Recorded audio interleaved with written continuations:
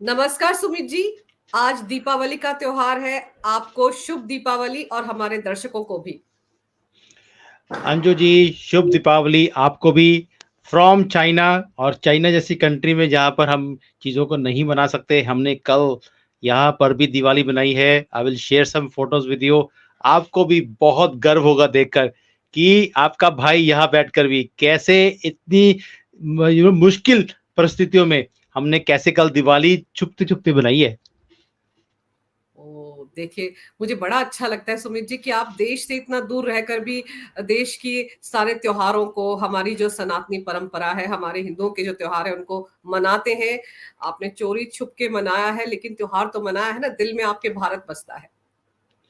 That is true. और कल जब मैं वहां पर सेलिब्रेट कर रहा था, मैंने आपके साथ वीडियो कॉल भी किया था, जस्ट टू शो यू कि कैसे हम ना ये बना रहे हैं इसको। और इतना गर्व होता है हमें कि यार हम अपने जो हमारे रूट्स हैं उसके साथ जुड़े हुए हैं। और मुझे कई बार हैरानी होती है भारतीयों से भी, आप वहां पर इतनी फ्रीडम है, आप कुछ भी कर सकते हैं। और आपको अंदाजा भी नहीं है कि अपने देश से जब वो बाहर रहते हैं और अपनी संस्कृति को फॉलो नहीं कर पाते, तो उसका दर्द कितना है। मैं कि अभी मैं सोच रहा हूँ तो आंसू आ रहे हैं। मैं आपकी बातों को महसूस कर सकती हूँ। और अब आज खुशी का दिन है, इसलिए हम लोग इमोशनल नहीं होंगे। ठीक है। और देखिए, हमारे देश के प्रधानमंत्री नरेंद्र मोदी हर साल दीपोत्सव जो है वो बॉर्डर एरिया में जाकर मनाते हैं। आज भी वो हिमाचल प्रदेश के लेपचा बॉर्डर में हमारे जवानों के साथ हैं, वहां जाकर त्योहार मना रहे हैं। तो देखिए, वो भी तो कितना ऐसा जज्बा है जो हमें गर्व से भर देता है कि हमारे देश के प्रधानमंत्री ये नहीं कह रहे हैं कि मुझे अपने घर में दिया जलाना है। बहुत से लोग ये सोचते हैं ना कि आज अपना घर बंद नहीं करेंगे जी, वहां दिया जलाना है, लेकिन पीएम मोदी हमारे देश के जवानों के साथ मौजूद है बॉर्डर पर। अंजू जी, देखिए, जो प्रधानमंत्री हैं, he is leading the things with example. वो बोलते हैं कि ये देश में मेरा अपना परिवार नहीं है, पूरा देश ही मेरा परिवार है। और परिवार में वो लोग जो बॉर्डर पे बैठ खड़े हैं, वो अपने फैमिली के साथ वो दिवाली नहीं मना सकते। हमारा ये सबसे महत्वपूर्ण, ये हमारा त्योहार है, जो हर एक की कोशिश होती है कि हम अपनी फैमिली के साथ इसको मनाएं। और जब वो लोग वहां पर नहीं बना पाते, इसलिए वो वहां जाते हैं। इट्स नॉट कि उनका कोई हौसला इंक्रीज करना है। हौसला तो हमारी फौज के पास वैसे ही इतना है कि हौसला देने की जरूरत नहीं है। वो तो हौसला लेकर ही उसमें ज्वाइन किए थे। बट ये जाते हैं वहां पर कि आप अकेले नहीं हो, मैं आपके साथ खड़ा हूं। आपका परिवार का आदमी, आप अपने परिवार के पास नहीं जा सकते, लेकिन आपका परिवार का आदमी तो आपके पास आ सकता है। तो ये जो मैसेज है, यही जोड़ता है पूरे भारतवासियों को मोदी जी के साथ। आप सोच के देखिए कि वो वहां पे गए हैं, उन उन फौजियों के ऊपर क्या बीतती होगी कि भाई एक प्रधानमंत्री हमारे लिए अपना पूरा सारा काम झाम छोड़कर हमारे पास आए हैं, हमारे साथ सेलिब्रेट करने आए हैं। ये शायद भारत के लोग इतना महसूस नहीं कर पाएंगे, क्योंकि आप सब अपनी फैमिलीज में बैठे हैं। अब मुझे देखिए, मैं यहाँ पर अपने देश से कितना दूर हूँ, अपनी पेरेंट्स से दूर हूँ, नहीं आ सकते कई बार क्योंकि प्री एंगेजमेंट्स होती हैं, छुट्टी नहीं होती है। तो मैं समझ सकता हूँ इस चीज़ को कि अपनी फैमिली से दूर रहकर कोई अगर आपको हल्का सा दिखाता है, जैसे कल हमारे 15-20 लोग थे जिन्होंने सबने इकट्ठे मिलकर हमने दिवाली मनाई, उसकी क्या फीलिंग्स होती हैं आप नहीं समझ सकते। मैंने कल वो तस्वीरें देखी थी जब आपने मुझे वीडियो कॉल किया था, और मुझे बड़ा अच्छा लगा था कि गार्डन में खाने का भी इंतजाम है, सारा वेजिटेरियन इंडियन फूड था। आप उसको एंजॉय करते हुए त्योहार मना रहे थे। और देखिए, हम सबके दिल में हिंदुस्तान बसता है, भारत बसता है। और हम अपने साथ वो परंपराएं लेकर जब दुनिया के अलग अलग देशों में जाते हैं, सुमित जी आप तो जगह जगह घूमते हैं, आप तो बेहतर तरीके से जानते हैं कि दुनिया के लगभग सभी देशों में एक भारत बसता है। भारतीयों की खासियत है कि जब वो बाहर जाते हैं तो अपने साथ भारत को साथ लेकर जाते हैं, अपनी संस्कृति को साथ लेकर जाते हैं, अपनी परंपराओं को साथ लेकर जाते हैं। इसलिए हर देश में मिनी भारत बसता है, और आपने भी एक मिनी भारत चाइना में बसा रखा है। और मैं देखिए अंजू पीएम जी, मोदी जी। जब मैंने कल आपको वीडियो दिखाया, आपने देखा कि हमने गार्डन में बाहर एक पब्लिक प्लेस पे जाकर एक टेंट लगाया, उसपे हमने किया, क्योंकि अपने घर में नहीं कर सकते। घर में करेंगे तो लोगों को पता लगेगा कितने लोग घर में आए हैं, तो पुलिस आ जाती है। इवन कि हम वहाँ पर जो पब्लिक प्लेस है वहाँ पे और लोगों के भी टेंट्स थे, क्योंकि वीकेंड्स पे यहाँ पर टेंट लगाने की परमिशन है। तो हुँ। हमने बोला कि सबके टेंट्स लगे होंगे, हम भी बीच में लगा लेंगे, किसी को पता लगेगा नहीं। तो भी हमारे ऊपर चेकिंग हुई 3 बार कि भई आप क्या कर रहे हो यहाँ पर? और यहाँ हुँ। पर आप देखिए हमने गोरों को भी बुलाया हुआ था, चाइनीज़ भी थे और वो सबको हमने आरती भी करवाई वहाँ पर और उनको महत्व समझाया कि महालक्ष्मी क्या होती हैं, गणेश जी क्या होते हैं और हमारा गायत्री मंत्र क्या होता है और सबको मतलब कि और उनको इंडियन फूड भी खिलाया हम। तो व्हाटएवर वी कुड डू हमने वहाँ पर वो सब कुछ किया और जो गाना था हमारा पश्चिम लहराएँगे वाला, वो भी हमने गाया कि हमने चाइना में अपना पश्चिम लहरा दिया है। देखिए कितना महान काम कर रहे हैं आप वहाँ रहकर। मैंने कहा ना कि हर देश में एक मिनी भारत बसता है और आपने भी चाइना में एक मिनी भारत बसा दिया है। तो मैं आज प्रधानमंत्री की बात करूँ तो मुझे वो तस्वीरें देख के बड़ा अच्छा लग रहा था जब वो हर एक जवान को अपने हाथों से मिठाई खिला रहे थे। आप सोचिए मतलब देश के प्रधानमंत्री आपने सही कहा कि अपनी बहुत सारी एंगेजमेंट्स को छोड़कर वहां आए हैं, लेकिन वो जानते हैं कि हमारी सरहदें जब तक सुरक्षित है तब तक मैं और मेरे जैसे सारे भारतीय देश के अंदर सुकून से रह रहे हैं। कहते हैं ना आप अपनी सोसाइटी में भी जब रहते हैं सुमित जी तो गार्ड आपका वहां पे है, सिक्योरिटी है। हुँ। तो जब देश की सरहदों पर जवान सिक्योरिटी कर रहे हैं, सुरक्षा दे रहे हैं हमें, तभी तो हम चैन की नींद सोते हैं। और पता नहीं कितने लोग इस बात को समझते होंगे क्योंकि बहुत से लोग तो सेना पर ही सवाल उठा देते हैं। अंजू जी, देखिए मोदी जी का जेस्चर वहाँ गए हैं, सबके साथ मिठाई बाँटी है और मैं हर साल देखता हूँ, एक हम्म, इन्होंने एक ऐसा नया चीज़ शुरू किया है, जो हमने शायद 47 से लेकर 14 तक हमने कभी देखा ही नहीं। ये बिल्कुल। तो अपनी फैमिली के साथ ही मनाते थे क्योंकि इन्होंने देश को अपनी फैमिली माना ही नहीं। मोदी जी पहले प्रधानमंत्री हैं जिन्होंने देश को अपनी फैमिली बनाया, हमें भी महसूस कराया कि आप मेरी फैमिली हो, मैं आपकी फैमिली का मेंबर हूँ। मैं हम्म, प्रधानमंत्री नहीं हूँ, मैं प्रधान सेवक हूँ, दोनों में बड़ा फ़र्क है। तो बिल्कुल। ये चीज़ वो विद एग्ज़ाम्पल करके दिखाते हैं और जैसे वो मिठाई डाल रहे थे, ऐसा लगता है कि जैसे हमारे मुँह में वो हम्म, मिठाई डाल रहे हो, वहाँ पर बॉर्डर के ऊपर। और यही चीज़ है जो हमें मोदी के साथ कनेक्ट करती है और हम भी उनके लिए कुछ भी करने के लिए तैयार हैं। और अब देखिए जेस्चर बहुत छोटा है देखने के हम्म, लिए कि भई वो बॉर्डर पे गए, उन्होंने जाकर वहाँ पर मिठाई खाई। लेकिन आप उन लोगों से पूछिए जो वहाँ पर बैठे हैं सरहदों की रक्षा कर रहे हैं और अभी आज की डेट में ये और भी ज़्यादा इम्पोर्टेंट हो जाता है बिकॉज़ भारत जैसे तरक्की कर रहा है, पहले एक बार मैंने और स्टेटमेंट सुना था, शायद मोदी जी का था कि पहले क्या होता था कि हमारी जो रेटिंग है वो डाउनग्रेड होती थी। ये फ़ोरकास्ट होता था कि हम 3% पे राइज़ करेंगे और जो बाहर की जो एजेंसीज़ हैं, वो बोलती थी 3 नहीं ये 2.5 पे होगा। आज हम्म, की डेट में ये हालत है कि रेटिंग एजेंसीज़ बोलती हैं कि ये 6% पे राइज़ करेंगे, उसके बाद अपग्रेड होती है रेटिंग, 6 नहीं ये 6.5 पे, 7 पे, ऐसे करके अपग्रेड होती है। तो ये फ़र्क है भारत का और इतनी तरक्की कोई भी देख नहीं पाएगा, हमारे स्पेशली नेबरर्स जो हमारे हम्म, से इतना प्यार करते हैं वेस्ट के ऊपर भी और नॉर्थ के ऊपर भी। तो ये चाहेंगे नहीं कभी भी कि भारत इतनी तरक्की करे, इसलिए कोई ना कोई षड्यंत्र, कोई ना कोई अटैक, कोई ना कोई टूल किट ये क्रिएट करते रहेंगे ताकि हम डिस्टर्ब्ड रहें और तरक्की में विघ्न पड़े। और मोदी जी को बॉर्डर पे ऊपर इतना मुझे लगता नहीं है कि कोई भी चिंता है। उन्हें तो हम निपटा ही लेंगे, कोई इश्यू नहीं है। जज़्बा भी है और अब हमारी आर्मी सक्षम भी है with hmm, all the things which are required. अगर है डर मुझे और आपको, मोदी जी को शायद उसका भी डर नहीं है। उनको लगता है मैं निपटा लूँगा इनको, ये देश के अंदर देशद्रोही बैठे हैं, जो बार-बार हर महीने बाहर जाकर टूल किट्स क्रिएट करते हैं। शायद डर उन्हीं से है और उसका समाधान जिस दिन मोदी जी निकाल लेंगे, उस दिन we will feel we are safe. Yes, you are right in second point also लोग समझते ही नहीं है इसकी इम्पोर्टेंस। जो मोदी जी बॉर्डर पे जाकर उनसे बात करते हैं, मिलते हैं, उन्हें अपना परिवार का मेंबर बनाते हैं। शायद हम अपने घरों में बैठे हैं, हमारी सोसाइटीज़ में बैठे हैं, हमें लगता है यार हमारी सोसाइटी सेफ है, भाड़ में गया बाकी चीज़ें। लेकिन उनके लिए पूरा कंट्री एक सोसाइटी है, उनको पूरे बॉर्डर्स को सिक्योर करना है और हमने सिक्योर किया भी है पहले से। इसीलिए घुसपैठ भी कम है और कंट्री भी सेफ है। इसलिए हम सुनते नहीं कभी भी कि यहाँ गोली चल गई, वहाँ बॉम्ब फट गया और वो भी हमारे त्योहारों के ऊपर। हम हमेशा ये सुनते थे। अब तो ये चीज़ें हमारे पड़ोस में हो रही हैं। बिल्कुल। और फिर सबसे इंटरेस्टिंग बात ये है कि अभी 2 दिन पहले हम खबरें सुन रहे थे कि जम्मू कश्मीर में अखनूर सेक्टर जाएँगे पीएम मोदी, तो मुझे हैरानी भी हो रही थी कि पीएम मोदी के इस तरह के कार्यक्रमों को कभी डिस्क्लोज़ नहीं किया जाता है।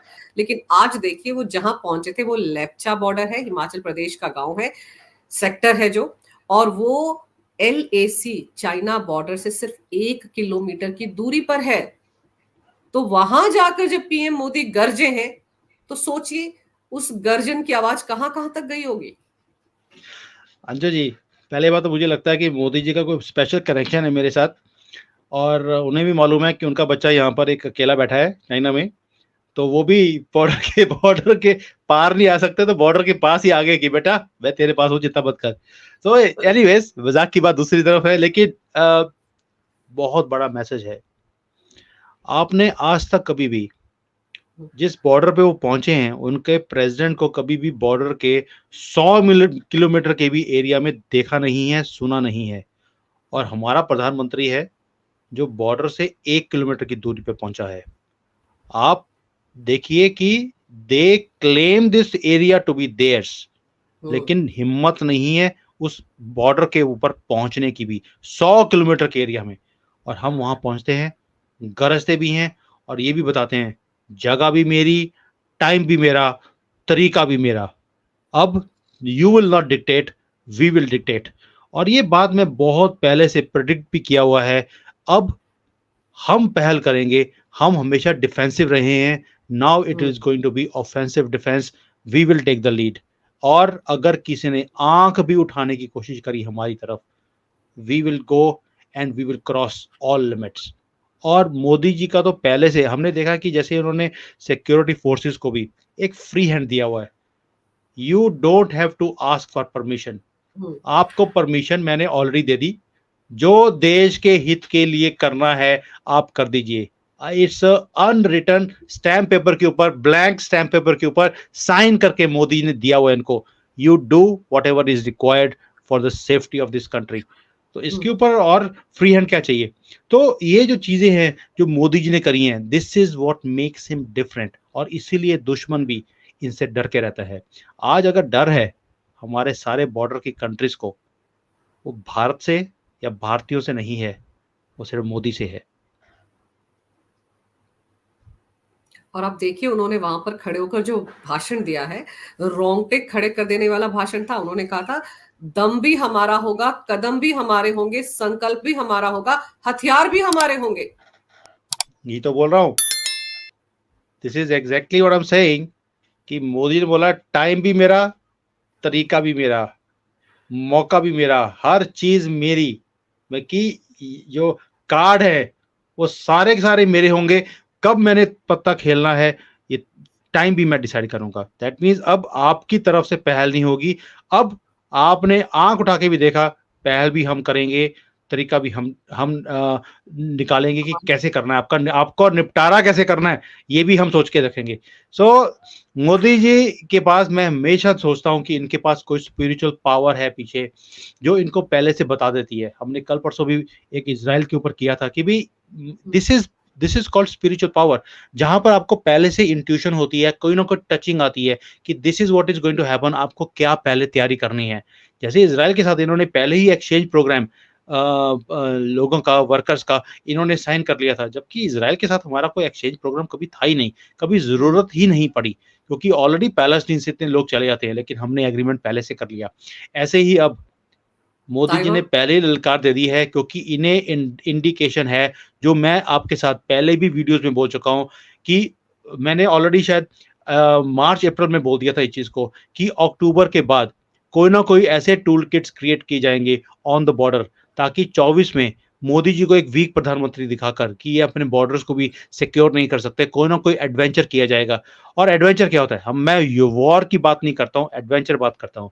एडवेंचर इसलिए क्योंकि एडवेंचर किया जाएगा पाकिस्तान की तरफ से, और उनके एडवेंचर क्या हैं, हमारे एडवेंचर्स होते हैं हम घूमने जाते हैं कश्मीर में, कभी स्विट्जरलैंड में, उनका एडवेंचर होता है गोली चला दी, बॉम्ब फेंक दिया, तो उनके एडवेंचर्स ये हैं। तो ये एडवेंचर ही कराया जाएगा पाकिस्तान की तरफ से, because they are now begging for money, और पैसा देकर उनसे कुछ भी काम करवाया जा सकता है। सो वी नो कहाँ से क्या होगा, चाइना कभी भी हमारे साथ पंगा नहीं लेगा, क्योंकि ये भी अपनी इकोनॉमी को बढ़ाना चाहते हैं। इन्होंने अगर पंगा लिया, पूरी दुनिया इनके ऊपर सैंक्शंस कर देगी। इनकी रीढ़ की हड्डी ऑलरेडी टेढ़ी है, टूट जाएगी। ये भी चाहते नहीं है कि इनकी रीढ़ की हड्डी तोड़ी जाए।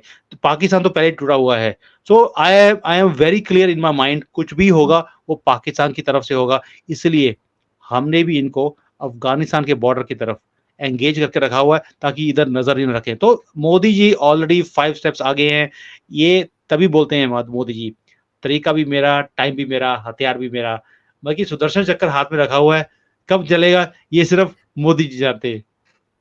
और हथियार भी हमारे जो है, उसके साथ साथ उन्होंने ये कहा कि डिफेंस सेक्टर में भारत अब एक बहुत बड़ी ग्लोबल पावर बन रहा है। बहुत से देशों को हथियार हम लोग अब एक्सपोर्ट कर रहे हैं। और फिर सोचिए उन लोगों के बारे में जो संसद के अंदर खड़े होकर कहा करते थे कि भारत तो डिफेंस सेक्टर में कभी आत्मनिर्भर बन ही नहीं सकता।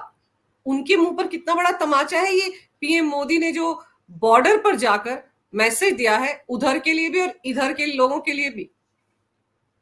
पहले तो मंजू जी, ये जो लोग बोलते थे कि कभी भी भारत आत्मनिर्भर नहीं बन सकता आर्म्स में, for their information we have become a exporter from a net importer.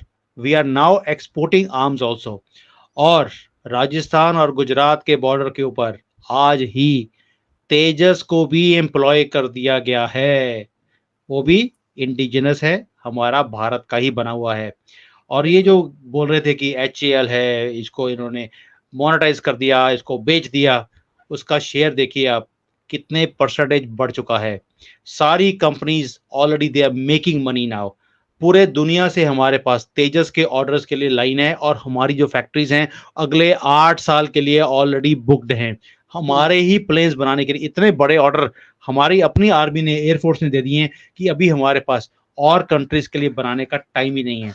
और इसकी टेक्नोलॉजी इंप्रूव होती जा रही है। हमने तेजस ऐसे बनाया है कि हम हाईएस्ट एल्टीट्यूड्स पे इसको यूज कर सकते हैं, कोल्ड वेदर में कर सकते हैं, रेगिस्तान में कर सकते हैं, प्लेन्स में कर सकते हैं। हमने अपने कंट्री के हिसाब से बनाया है, एंड वेरी चीप। सो ये जो बोलते हैं कि भाई हम आत्मनिर्भर नहीं बनेंगे, करके दिखा दिया। आप क्या बोलेंगे? दैट मीन्स कि मोदी जी जवाब देते नहीं। कई वो लोग बोलते हैं कि यार मोदी जी जवाब क्यों नहीं देते। मोदी जी का भी काम वही है। प्रेस वो कॉन्फ्रेंस, सबसे बड़ा सवाल होता है प्रेस कॉन्फ्रेंस क्यों नहीं करते मोदी जी। हाँ, तो क्योंकि प्रेस कॉन्फ्रेंस करने का फायदा नहीं है। प्रेस कॉन्फ्रेंस में वो मोदी जी को बोलेंगे 2000 में क्या हुआ, 2002 में क्या हुआ, उसके बाद ये क्या हुआ, वो क्या हुआ। वो ऐसे क्वेश्चंस में घेर कर एक ही मुद्दा पकड़ते हैं इनको घेरने के लिए। लेकिन जब वो बात करते हैं, यही प्रेस वाले जब राहुल गांधी से बात करेंगे या इसकी माता जी से बात करते हैं, तो इंदिरा जी खाना क्या खाती थी, आप खाना कैसे पकाती थी, तो ऐसे ऐसे क्वेश्चन पूछे जाते हैं। सो ये जो फर्क है, तो ही ऑल्सो नोज कि भाई ये एक लेफ्ट विंग वाले सारे लोग, ये इनके साथ प्रेस कॉन्फ्रेंस करके टाइम वेस्ट करने का कोई फायदा नहीं है। आप सिर्फ एक ही काम करो, वो है परफॉर्मेंस। मोदी जी खुद भी परफॉर्मेंस के ऊपर बिलीव करते हैं, और इनकी सारी की सारी टीम। आप कोई भी सेक्टर ले लीजिए, सभी में तरक्की आज इसीलिए हो रही है बिकॉज इन्होंने परफॉर्मर्स को बैठाया हुआ है। आप रेलवे ले लीजिए, आप हाईवेज ले लीजिए, पोर्ट्स ले लीजिए, एयरपोर्ट्स ले लीजिए, आप फॉरेन पॉलिसी ले लीजिए, आप होम मिनिस्ट्री ले लीजिए, यू टेक एनी डिपार्टमेंट, आपको तरक्की दिखती है, आपको काम किया हुआ दिखता है अपने सामने, because he has only chosen performers. जो परफॉर्म नहीं करता उसे साइडलाइन भी 1 मिनट में किया जाता है। सो दैट मीन्स इसको, इसी को बोलते हैं इनकी नजर एक एक चीज के ऊपर है। और डिफेंस के ऊपर तो खास नजर है, बिकॉज मोदी जी को मालूम है दुनिया को अगर हमने जीतना है, हमें मिलिट्री पावर बनना पड़ेगा, और मिलिट्री पावर बनने के साथ साथ हमें इसमें एक्सपोर्टर बनना पड़ेगा। And that is exactly what we are doing. हमारा सिर्फ ये नहीं कि तेजस हमने एक्सपोर्ट करना है, हमारे टैंक्स हैं, हमारे हेलीकॉप्टर्स हैं। भाई दुनिया की सबसे बड़ी हेलीकॉप्टर की फैक्ट्री हमने लगा दी। अभी तो आज और अनाउंसमेंट हुई है कि जो एयरबस है, बोइंग है, वो अपने MROs जो मेंटेनेंस है उसके सेंटर भी भारत पे बनाने वाले हैं। अब सारे दुनिया के प्लेन्स हमारे यहाँ पर मेंटेन किया जाएंगे। मेंटेनेंस पहले लगती है, उसके बाद मैन्युफैक्चरिंग भी शुरू हो जाएगी। दैट शोज भारत का टाइम शुरू हो गया है। मोदी जी ने हमें उस जो फाउंडेशन क्रिएट कर दी हैं भारत के लिए। अब रास्ता जो है इतना क्लियर है, जो मोदी जी के बाद प्रधानमंत्री बनेगा उसके लिए it will be a piece of cake, because सारा हार्ड वर्क था। जो खड्डे कांग्रेस ने 75 सालों में गड़े हमारे यहाँ पर भी, यहाँ पे तो सड़क भी जो है वो खड्डों की बिना बनती नहीं थी, सड़क बाद में बनती थी, खड्डा पहले होता था। जैसे खड्डों वाली पार्टी वैसी खड्डों वाली सड़कें थी हमारी। मोदी जी को 8-9 साल लग गए उन सड़कों, उस खड्डों को भरने के लिए और उसके ऊपर रोड क्रिएट करने में। अब तो उसके ऊपर फ्लाइट उड़ाने का टाइम है। बिल्कुल, अब तो फ्लाइट उड़ाने का टाइम है और साथ ही साथ प्रधानमंत्री मोदी ने एक बहुत इम्पोर्टेंट बात ये कही कि सुमित जी, पिछले 70 सालों में जो हमारा बॉर्डर एरिया है चाइना के साथ, वहाँ कभी इंफ्रास्ट्रक्चर को बनाया ही नहीं गया। सड़कें नहीं बनाई गई, कुछ नहीं किया गया, लेकिन पीएम मोदी ने कहा कि आज बॉर्डर के साथ लगता हमारा इंफ्रास्ट्रक्चर बहुत अच्छे तरीके से बन गया है। 1 सेकंड में कोई भी फाइटर प्लेन बॉर्डर के पास उतर सकता है। ये एक बहुत बड़ी उपलब्धि है मोदी सरकार की, जिसे शायद लोग नहीं समझ पाएंगे। कांग्रेस पार्टी अच्छे से समझ पाएगी क्योंकि उन्हीं के ही डिफेंस मिनिस्टर होते थे, ए एंटनी, जो ये कहते थे कि चाइना के बॉर्डर के साथ अगर हमने सड़कें बना दी तो कभी चाइना वाले अगर अंदर घुस के आ गए तो फिर तो वो उनका इस्तेमाल कर लेंगे। अब सोचिए, एक डिफेंस मिनिस्टर ऐसे कहता था। अंजू जी, कांग्रेस की 2 स्टेटमेंट्स हैं। पहली है बड़े पप्पू जवाहरलाल नेहरू की, वो कहते थे कि अगर हमने यहाँ पर इंफ्रास्ट्रक्चर बनाया चाइना को बुरा लग जाएगा। भाई हम अपने देश में क्या कर रहे हैं, दूसरे को बुरा लगता है लगने दो, हुआ दे। लेकिन ये जो ये तभी बड़े पप्पू बोलते हैं, और जो छोटे पप्पू हैं और इनकी जो टीम है वो बोलती थी कि कहीं वो हमारा इंफ्रास्ट्रक्चर यहाँ बनाया हो तो कहीं वो यूज ना कर लें। भाई अगर यही चीज, दैट मीन्स इन्होंने पहले ही हार मान ली थी कि चाइना आएगा हमें हराएगा और हमारा इंफ्रास्ट्रक्चर यूज कर लेगा।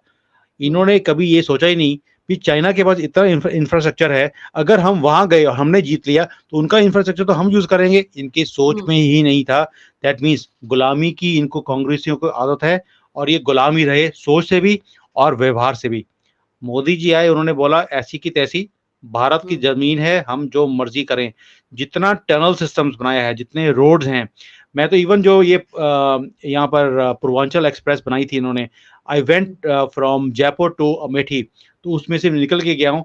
वहां पर कई जगह ऐसी थी जो हाईवे के ऊपर, एक्सप्रेसवे जो है उसके ऊपर प्लेन तक लैंड कर सकते हैं। दैट मीन्स हमने सिर्फ एयरपोर्ट्स ही नहीं क्रिएट किए, हमने एक्सप्रेसवेज ऐसे बनाए हैं कि अगर एयरपोर्ट के ऊपर भी अटैक किया गया तो हम अपने जो हाईवेज हैं इसके ऊपर प्लेन को लैंड करा सकते हैं, उड़ा सकते हैं और चीजों को पहुंचा सकते हैं ऑन अ टाइमली मैनर। यही होती है लॉन्ग टर्म प्लानिंग।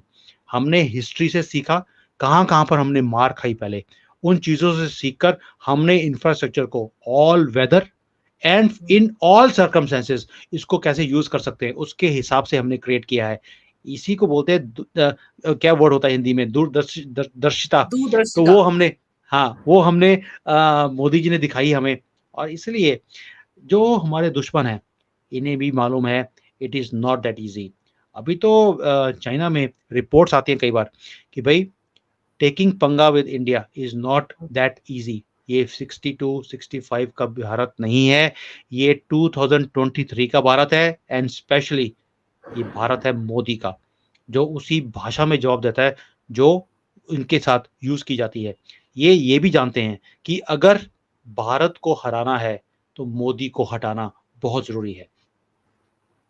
और देखिए ना, इसीलिए तो कितनी बार हम भी ऐसे टूल किट्स की बात करते हैं, चाहे वो सोशल मीडिया हो, चैनल्स हो, वेबसाइट्स हो, जॉर्ज सोरोस टाइप लोग हो, इसी टूल किट में तो लगे हुए हैं वो लोग। और क्या कर रहे हैं, इसीलिए तो रायता फैला रहे हैं। बहुत से लोग तो विदेशी दौरों में जाकर एंटी इंडिया एजेंडा चलाने वालों से मिलते हैं। तो दुनिया तो देख रही है ना, लोग भारत के समझ ही रहे हैं ना।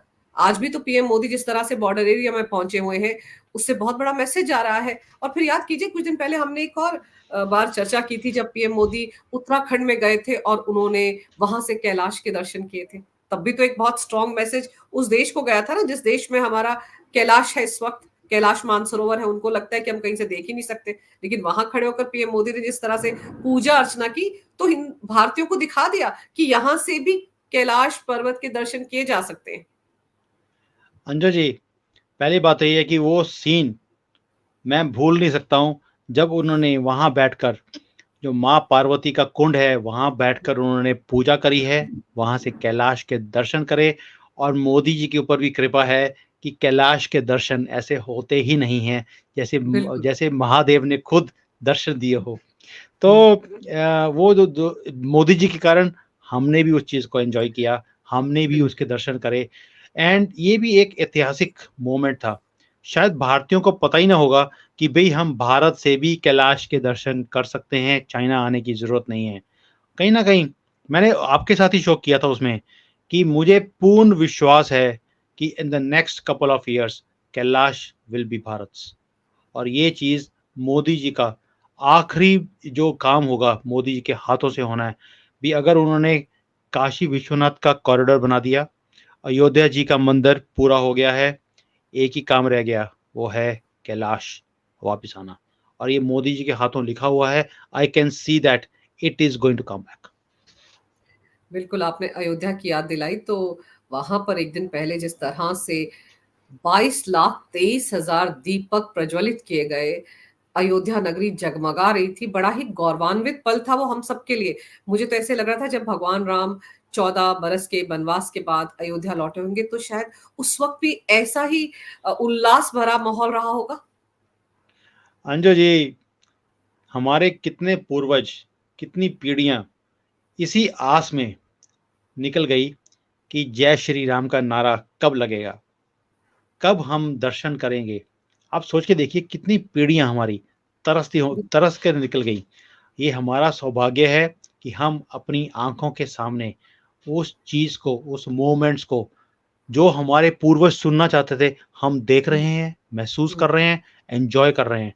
और राम मंदिर बन भी रहा है और गरज भी रहा है, क्योंकि अयोध्या जी में 4 दिन की पूरी कैबिनेट की मीटिंग योगी जी ने करी है वहां पर, ये दिखाने के लिए कि भाई this is our power centre of Hindus. और यहीं से सनातन अब अपनी गूंज पूरी दुनिया में भेजेगा। और ये एक मैसेज था पूरे वर्ल्ड के लिए, we have arrived, Sanatan has arrived, and now we are going to run the show from this power centre. अगर पावर सेंटर्स 2 थे दुनिया में, अब 3 हो गए हैं। 3 पहले भी थे, लेकिन कहीं ना कहीं फाइलों में दबे हुए थे, वो फाइल ही उठा के फेंक दी इन्होंने। बिल्कुल, आप सही कह रहे हैं कि जिस तरह से योगी आदित्यनाथ ने वहाँ पर कैबिनेट की बैठक की, उससे कितने मैसेज चले गए और पूरी दुनिया में अयोध्या जो है अब उसकी गूंज है। और 22 जनवरी आ रहा है जब प्राण प्रतिष्ठा होगी वहाँ पर रामलला के मंदिर में, तो वो भी पल हम सबके लिए बहुत गौरवान्वित होगा।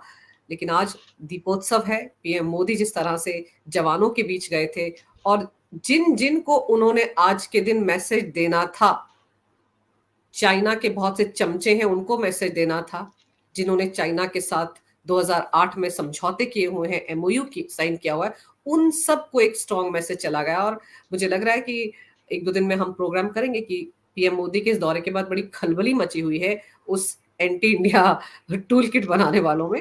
लेकिन आज आपने विस्तार से इस मामले पर जो चर्चा की है मेरे साथ, सुमित जी, मेरे लिए खास तौर पर आपने समय निकाला है, इसके लिए आपका बहुत-बहुत धन्यवाद। आप भारत में नहीं है, लेकिन आपके दिलों में भारत बसता है।